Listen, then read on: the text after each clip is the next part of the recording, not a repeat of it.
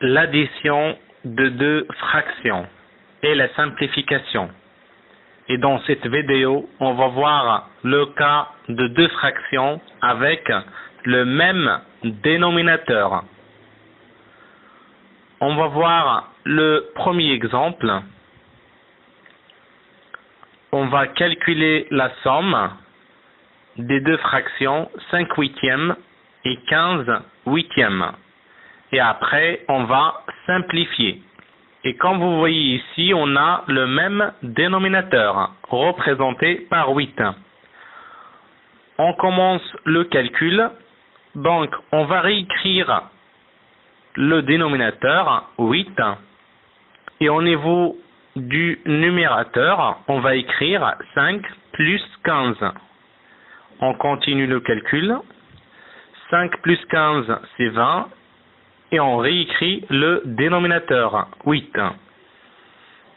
Là maintenant, on a fini le calcul et on passe à la simplification. Et on va voir si on peut simplifier 20 huitièmes. 20 est égal à 5 fois 4 et 8 est égal à 2 fois 4. Et comme vous pouvez le voir, le chiffre 4 il est commun entre les deux produits. Et comme vous savez, quand on divise le numérateur et le dénominateur par le même nombre, qui doit être juste différent de 0, la fraction, elle ne change pas. Et vous avez le lien de la vidéo qui explique ce que je viens de dire dans la description.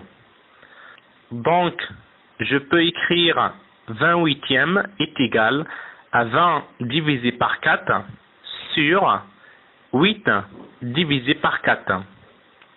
Et là, comme vous voyez, j'ai divisé par le même nombre. Je continue. 20 divisé par 4, c'est 5. Et 8 divisé par 4, c'est 2. Et là maintenant, comme vous voyez, on a simplifié 20 huitièmes qui est devenu 5 demi en divisant par 4.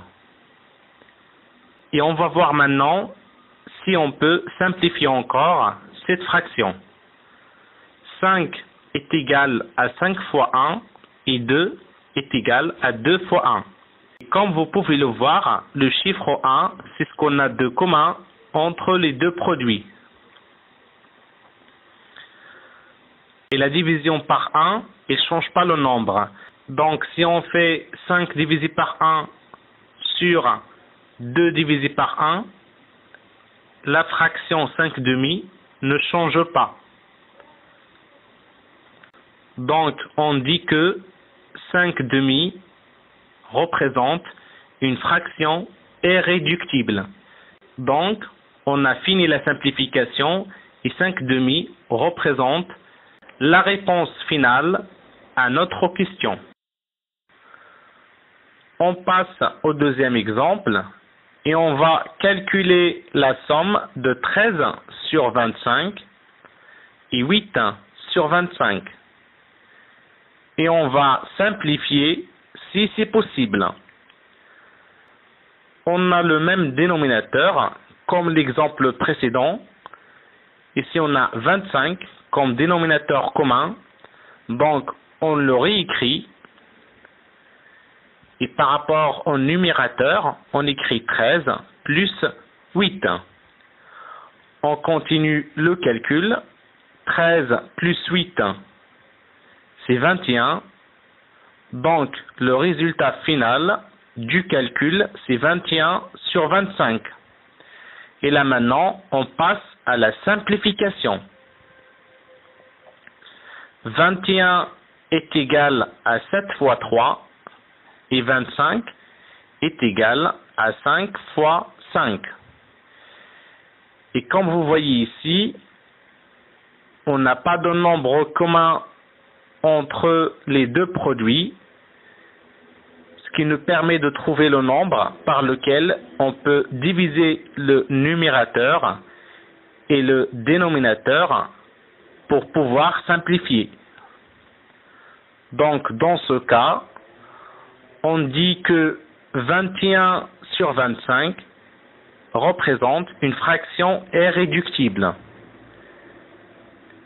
Ça veut dire on ne peut pas simplifier 21 sur 25.